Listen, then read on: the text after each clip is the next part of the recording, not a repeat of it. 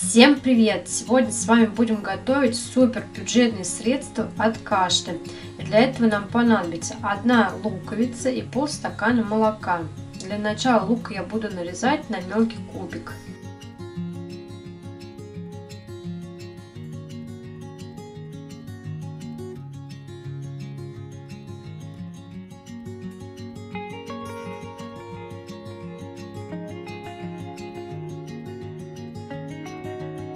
Кастрюльку, в которой мы будем готовить микстуру, ставлю на огонь, насыпаю сюда нарезанный репчатый лук и заливаю молоком.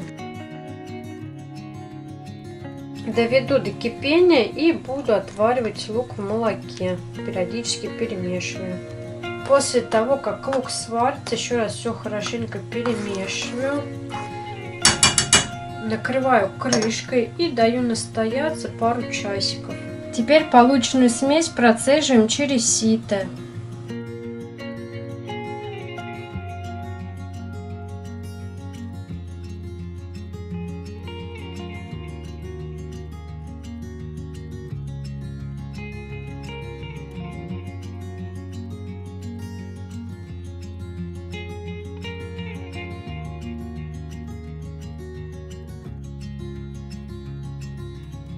Полученную микстуру принимать каждый час по 1 столовой ложке. Ну а если вам понравилось данное видео, не забудьте поставить лайк, пишите свои комментарии, подписывайтесь на мой канал, так как впереди вас ждет много всего интересного. Всем спасибо за просмотр и всем пока-пока.